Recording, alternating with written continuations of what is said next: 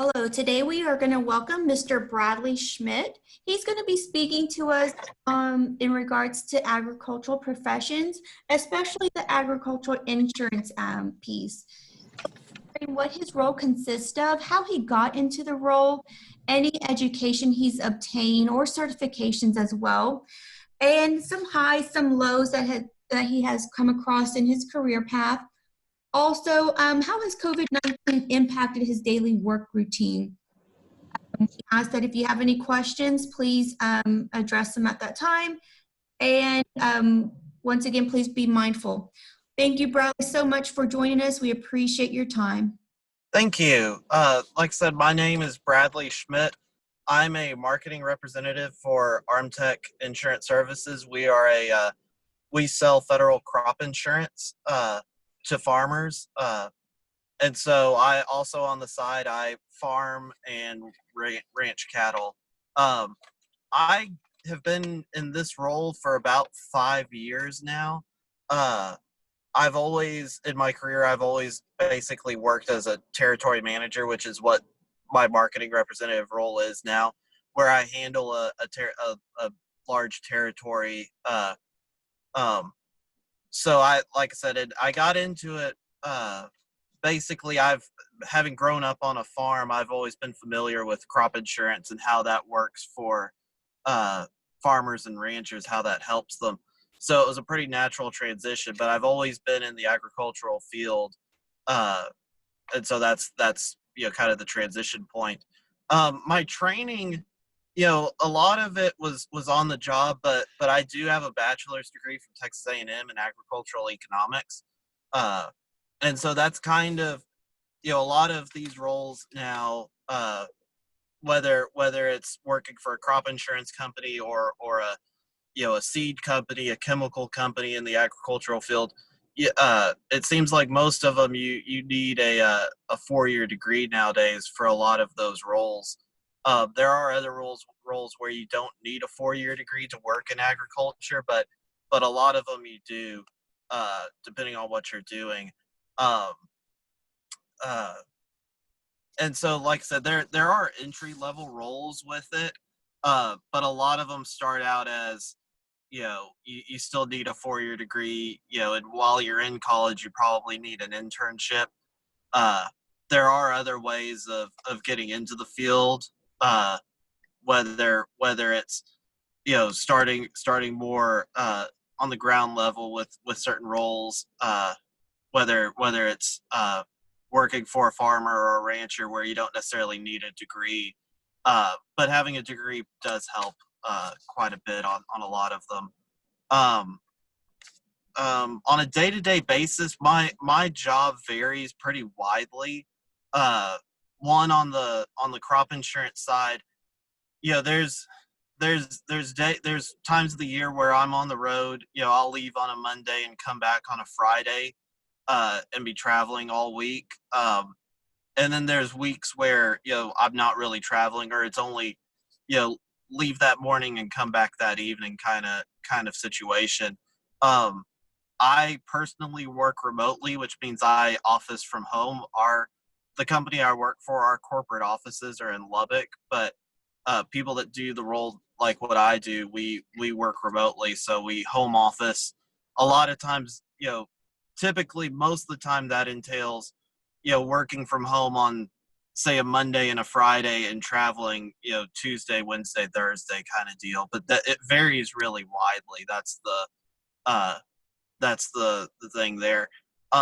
With the farming and ranching side of what I do, that also varies widely. And on the plus side, you know, my role has some flexibility. So there's times where I could do farm work on the weekends, or I could take off during the week to do some farm work or check cattle and things like that. I do have the flexibility to do that on the side. Um, so that's really helpful for balancing everything. Uh, what I enjoy the most about my job is the on both ends, on the farming and ranching and from the crop insurance side. No 2 days are the same. It's There's always something different going on. You never really know, um you never really know from a day-to-day basis what's going to happen. Some days you'll think, you're not going to have a whole lot going on. It's going to be a quiet day, and then everything goes wrong, uh, and you're just trying to herd cats and stay above water, uh, which is fun though. It's the variety is a good thing. Also the travel, it's a double-edged sword. Sometimes the travel uh can wear on you at times, but it's also nice to be out and about. And I always uh joke, that with all of the COVID stuff now and not being able to travel as much, that it, folks like me that are used to doing the travel and being out and about, it's kind of you're cooped up and uh, not handling it as well as a lot of folks are. But that's, being able to get out and about, see people, talk to people. That's always a lot of fun. Um, and on my end, I don't, as working for a crop insurance company, the background on that a little bit more. I, as a company, we don't sell directly to farmers. We work through crop insurance agents, independent crop insurance agents, who they sell directly to farmers. I'm kind of the go-between. So, I don't spend a whole lot of time on a day-to-day basis talking directly to farmers in my crop insurance role. It's mostly talking to crop insurance agents who then deal directly with the farmers. So I deal with a lot of crop insurance agents, um, and most of them have extensive ag backgrounds. Um, I don't, going back to the training, backtracking a little bit, I'm not licensed in any way. There are licensed, I could get an insurance license, or, on on our end, I'm on the marketing side, but there's also the claims side. And uh, the claims adjusters that work claims when a farmer has a loss, they have to have an adjuster's license, and whatnot. Um, so those are kind of some of the other, minute trainings that you could have. Um, the academic knowledge you need.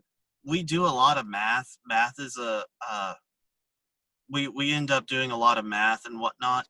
Uh, nothing, no type of engineering math or anything like that, but you'd better be comfortable with working numbers and uh, using Excel, things like that. Have a pretty good working knowledge of PowerPoint, uh, and whatnot. um, Also, your reading comprehension needs to be pretty good, because as a crop insurance company, we interpret a lot of federal guidelines. So if you've ever read any federal statutes, laws, and whatnot, uh, it takes a lot. It takes a lot of reading comprehension there. It's a uh, you almost need a law degree to understand some of that data. Um, so that takes a lot. On the science, science wise, um, it helps to have an agronomic background to understand certain things happening. It's not a for my role specifically as a marketing rep. It's not necessary. It's helpful though. Um, like I said previously, how COVID-19 has changed how I do my job. A lot of crop insurance agencies have uh, been on lockdown. Some are working from home. Some are working from their office, but not, they'll have their offices locked for outside people. I've mostly been working through the phone, email, not too many Zoom calls, but mostly phone and email, uh, which has been sufficient. It hasn't been too detrimental. Uh, the plus side is, from how crop insurance works, this was kind of a slow time of the year for us, so it hasn't been too bad. If this would have hit, in January or February for me, it would have been really difficult. But as it is now, really not hasn't been too bad. Um, that kind of covers. I guess getting to the farming and ranching side, um, I'll cover some of that a little bit more now. Uh, you know, I got into I started farming and ranching because that's what I grew up doing. My family farms uh, and runs cattle, and so it was kind of a natural transition to try to get into it a little bit. I run a little over 100 head of stockers around El Campo, and I farm about 300 acres of corn and cotton around there as well. Um, like I said, my family farms, so that's been helpful in that regard to as far as trading equip, being able to borrow equipment or rent equipment from them, uh, and whatnot. Um, the day to day on that varies very widely. Obviously, if anybody's familiar with agriculture, um, there's days where it's sun up to past sundown, and then sometimes there's just not a whole lot going on. It varies really widely. Um, and the training on that, it really, you know, uh, you know, obviously having a working knowledge of working on a farm helps a lot, but really the thing that I end up doing a lot is running spreadsheets and seeing, you follow the markets and you run budgets and whatnot, so if a price change in cattle, what how that affects your bottom line, or if cotton price drops 10 cents, what that does to your bottom line. And keeping I try to run spreadsheets at least weekly during the growing season on crops and cattle to see what, you know, how I think I'm doing. Uh, try to have a projection on revenues and whatnot. Um, so you really, you know, everybody always thinks of driving tractors and riding horses and working cattle and things like that. And those are all really important things. The animal husbandry and agronomic skill; those are all really important. But you really need to know your numbers. That's uh, whether you're self financing or you're going through a bank or however, you're going to need to know those numbers if you're wanting to get a loan on anything. Your banker is going to want to know how are you going to pay your money back on that loan. It's all really important. And you also, if you're self financing, you don't want to you want to know where you're at, um, and try to make money, and hopefully you don't lose it, or at least if you lose money, you minimize your losses that year. Uh, um, so that's the really that's the part I'd probably stress most on the whether you're farming or ranching is really getting a handle on the numbers and planning things out. And there's always things that change. The best, uh, there's always the saying of the best laid plans, go awry and whatnot.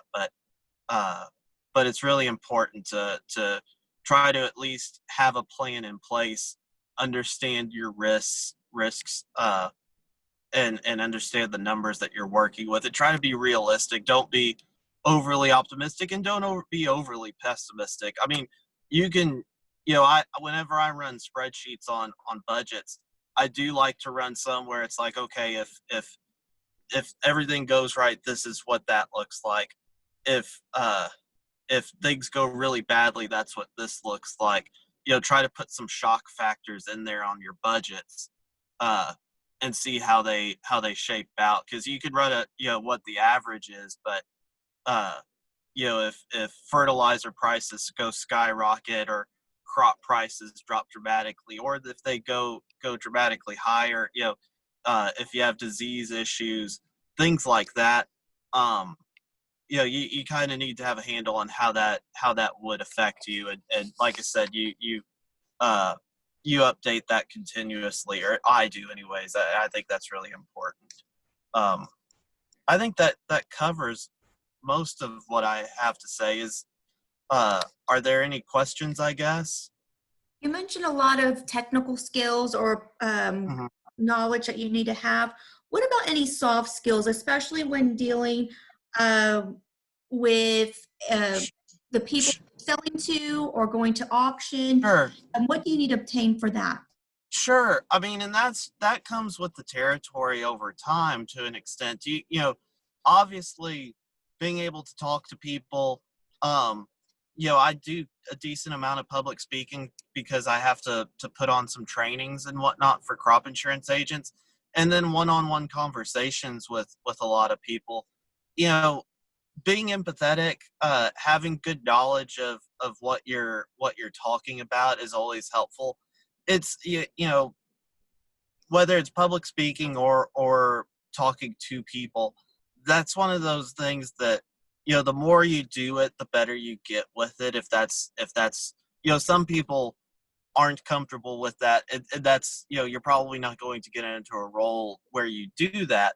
But if you do get into a role where you have public speaking and or face to face sales, anything like that, you're the more you do it, the better you get at it. That's uh so your basic public speaking skills, shaking people's hands if that's allowed anymore, looking people in the eye, uh being honest, those are the sort of things that are necessary for what I do. And how flexible do you need to be with a work-life balance since you do travel so much? It like I said, it varies pretty widely. There's times where uh you know like I said, there's times where you're gone a lot, and then there's times where it's not busy at all, or very or not very busy at all, I should say. um so I mean, that's kind of it varies pretty widely, and that's one of uh uh and not every role is like that. Some roles where you would be working in a territory are more structured and more you have a set schedule more. So this varies pretty widely. Where the one thing about the role, to an extent, is when you're even when it's slow, you're always on call. You can never get away from your cell phone, basically. So there's times where, especially certain times of the year, where I might get a call at 9 o'clock at night or on a Saturday or something like that, and that's just part of the job, I guess. Because there's other times of the year where it's a Thursday or a Friday and there's nothing going on, and it's you know you can kind of take off and just be on call, I guess. I could go check cattle or go do some farming stuff, and just be on call and just be ready to answer the phone if I need to, but know that it's slow, and the likelihood of anything being really busy or needing to go somewhere is very low. Now, what about inclusiveness? Do you feel that the role is inclusive to females, or is there still some unconscious biasness that one may have when a female agent approaches them? I don't think so, and specifically in the role of what I do in crop insurance, because I would say that a solid third of my agencies, are at least a third, are run by women. Are female owned agencies. So it's not a you know I would say not as much as you would think. I actually think that, and I think in general, I think agriculture is a little bit more inclusive than what you would really think on some of that. It's I know a lot of territory managers that are female in different roles in agriculture, and I know of my company has a pretty good number of marketing representatives that are women. It's not a I would say it's pretty inclusive. Everybody's uh um highly professional. I don't think it's you know you obviously most farmers are men, but there's a lot of folks that work in agriculture that are female. I don't I've never really thought about it too much, but I mean I can tell you, in our company, we have a lot of women that work in different roles, in the same roles I do, or work claims or in underwriting. I mean, it's a pretty uh I would say if we were over 50% women, I would say in our company more, for the most part. So uh, I don't think that should hold anybody back. I think, you know, women belong to a lot of these roles. A lot of times stereotypically they're a little better touches as far as the empathy and some of the people skills that a lot of times men can be a little rough around the edges. Now, staying on the topic of inclusiveness, what jobs within the agricultural industry can those with a disability perform? Are there any limitations? Sure, obviously there are to an extent. Obviously it's difficult to do. You know, y- if I was disabled, I couldn't do some, working cattle or some of the manual labor on a farm would be extremely difficult to do. Um, but nowadays, a lot of what you do in agriculture, it's more important what's between your ears than what you could do physically. That's the so there's still a lot of things that if you have disabilities that you could do, if you have physical disabilities that you could do in agriculture, that obviously there are some things that you just can't do that like I said, there are certain things that you do have limitations on. Because a lot of times in agriculture, there's as far as on the physical side, on say farming, you know, sometimes you're doing mechanic work. Sometimes you're driving a tractor. Sometimes you're having to do some welding or working sick cattle or things like that.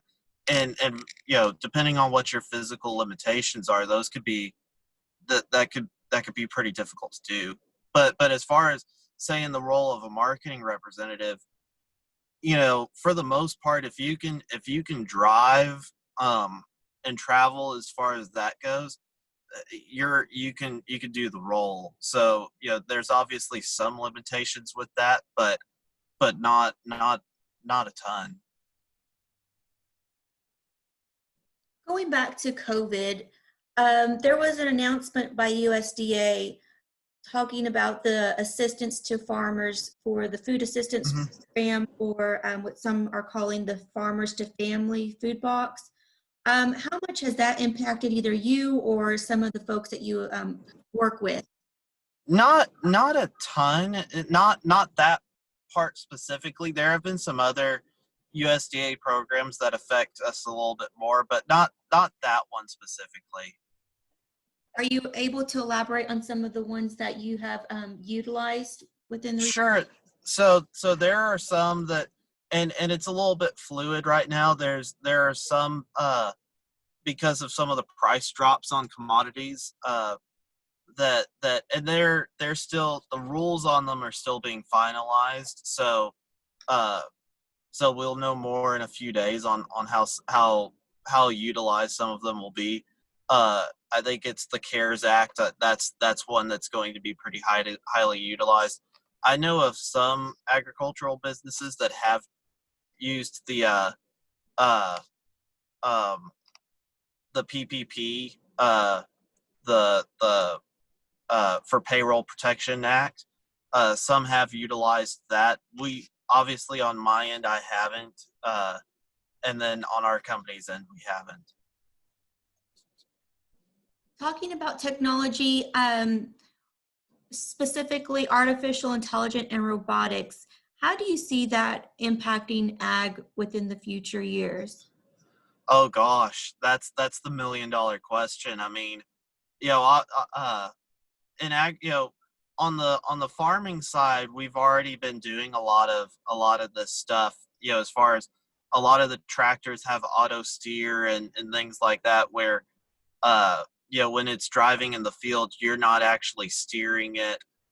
Different things like that, which all of those increase productivity. It used to be, you know, you were limited by daytime hours basically, and now with a lot of that, you could work as long as you could stay awake, basically to still operate and maintain the machine, the tractor or the sprayer that you're working on. So a lot of that has been going on for a long time. And then, the use of drones has become popular to check crops. The drones, certain drones have um, different types of cameras where you could see stressed spots in the field where there's disease issues or things like that, and those will only get more uh, more utilized as the technology becomes better. I I I I think the sky's the limit on that. As far as when that happens, that's your $1 million question. Uh, because once anytime new technology comes out, you know, uh, it's going to be highly expensive at the beginning and not as useful as you would like it. And then it becomes cheaper and easier to use and more highly utilized. So I guess the question becomes how long that takes. So do you see a stronger collaboration between the engineers and agricultural employees or those who run their own businesses within the industry? Sure. I mean, I think there's already strong collaboration. I mean, uh, there's a lot of engineers that work for your large equipment companies. They have ag backgrounds, and they obviously want feedback from farmers on they don't want to build a piece of equipment that's uh, not useful to the farmers, that's not going to be used by them. So there's already a lot of collaboration in that regard. Question we have here, going back into your insurance role, for those who are certified, is there a requirement for continuing education for those that want to maintain their certification? Yes, there is. So it's twofold. One, uh, the State Department of Insurance, the Texas State Department of Insurance, has its own requirements on how many continuing education hours that you need every year. And then to sell federal crop insurance, you also need a set number of training hours every year. Um, and so, as a company, we provide trainings on during the year, and so that's part of my role as well. I put on trainings for agents in my area. Thank you so much. Now, what words of encouragement do you have for any students who do want to seek this role and just how to stay focused and not lose sight of their target and the end goal? Sure, any role that you're in, there's going to be upsides and downsides. I mean, it's you know, uh, you know, you just need to stay focused, keep your chin up, uh, and realize that agriculture is a highly rewarding career field to be in. It can be difficult at times, but anything that's worth it is going to be difficult at times. So that's the main deal. The main deal I would say with that. Find somebody that finding a mentor is helpful, whether it's on the farming side, somebody you can bounce ideas off of, or in the agribusiness world, um, finding somebody who you could talk to that's not necessarily your boss, that could you could bounce ideas off of and get advice from is helpful too. Thank you so much, Bradley, for providing all this great information. And Sure. thank you for those who have connected on the call. We appreciate your time. We want to thank you for calling in. And if y'all have any other questions that you want to ask him, please feel free to forward those questions along to me and I can connect you with him offline. Once again, thank you all for participating. You all have a safe and healthy afternoon. Y'all too. Thank you very much.